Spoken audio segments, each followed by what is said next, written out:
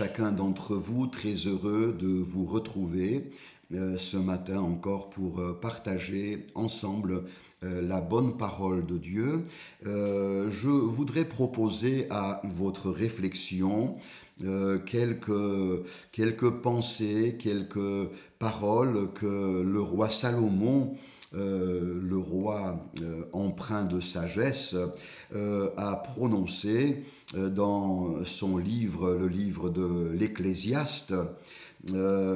Au chapitre 3, on ne va pas lire ce texte dans sa globalité, mais je vous propose, chacun dans votre domicile, de lire attentivement ce chapitre 3 dès le verset 1 et jusqu'au verset 15. Il y est question du temps. Salomon dira: il y a un temps pour tout, un temps pour toutes choses sous les cieux. Et vous savez la liste de situations, de scènes qu'il énumère: un temps pour naître, un temps pour mourir, un temps pour planter, un temps pour arracher ce qui est planté, etc., etc.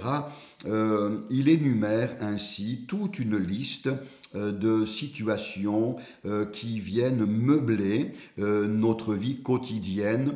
On pourrait dire c'est la vie qui passe, c'est le temps qui s'écoule. Et puis, la conclusion de cette première observation amène Salomon à un constat désabusé, frustré, bien négatif, puisqu'il va dire au terme de ses réflexions: quel avantage! Quel avantage celui qui travaille retire-t-il de sa peine? Salomon est en train de dire qu'une vie uniquement et exclusivement constituée de toutes ces situations banales de l'existence ne vaut pas la peine d'être vécue. Et puis brusquement, il y a le verset 10, le verset 11 qui sont comme une fenêtre qui s'ouvre. Salomon comprend que la vie, ce n'est pas que travailler, se lever, se coucher, naître, mourir, pleurer, rire, construire, démolir. Ce n'est pas que cela, ce n'est pas que la routine et le train-train insipide, mais Salomon comprend que Dieu, par sa présence et par l'espérance qu'il nous donne, veut communiquer à notre existence une dimension glorieuse et éternelle. Et c'est là que, au verset 11, Salomon dit: Dieu fait toutes choses belles en son temps. Et oui, il y a le temps qui coule, et puis il y a le temps de Dieu.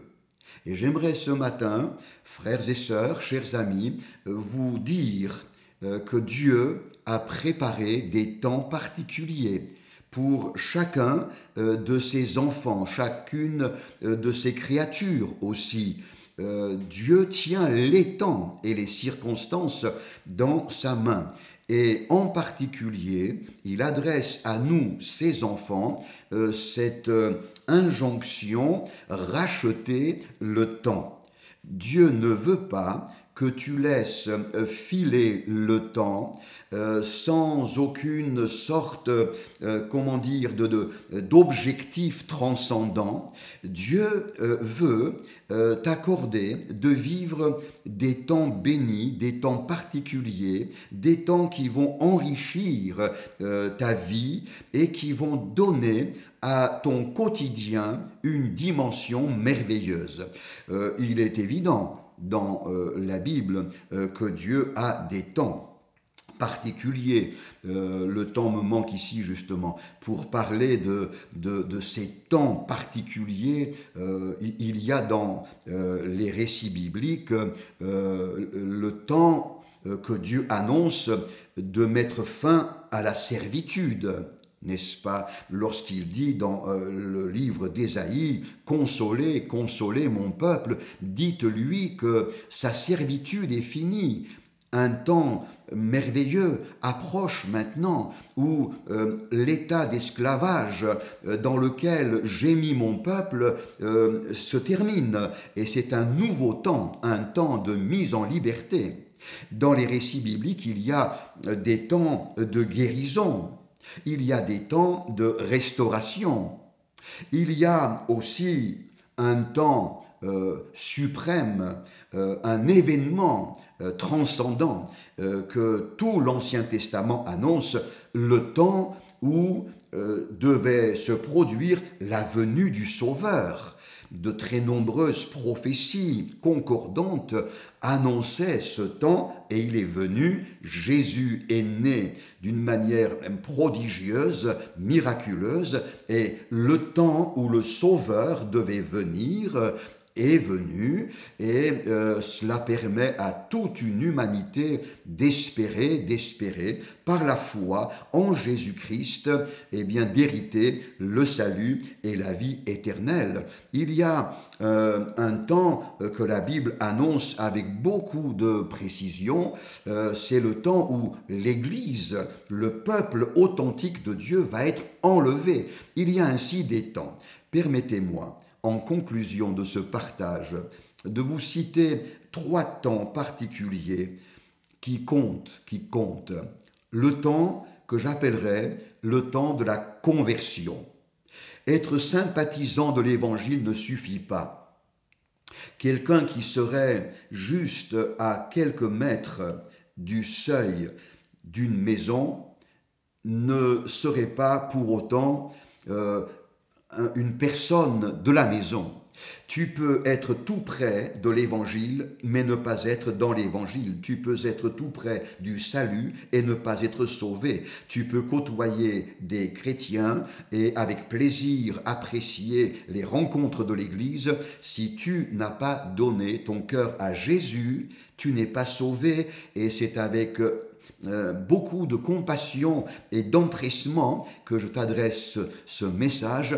Il y a le temps de la conversion, le temps de donner ton cœur et ta vie au Seigneur Jésus. Il y a aussi le temps de la visitation. Jésus disait en pleurant sur Jérusalem, « Tu n'as pas connu le temps où tu as été visité. » Frères, sœurs, nous avons un Dieu merveilleux qui veut nous visiter de sa présence bienfaisante. Et puis, il y a aussi un temps qui n'est pas des moindres, où le peuple de Dieu doit se laisser comme impacté par les avertissements du Seigneur, le temps du réveil personnel. Ne serait-il pas venu le temps de te réveiller, de te ressaisir, de retrouver le zèle, la ferveur, la consécration qui caractérisait tes premiers pas d'enfant de Dieu? Eh bien, que les temps bénis que Dieu a prévus pour chacun d'entre nous, nous puissions les vivre pleinement. Que le Seigneur te bénisse. À bientôt.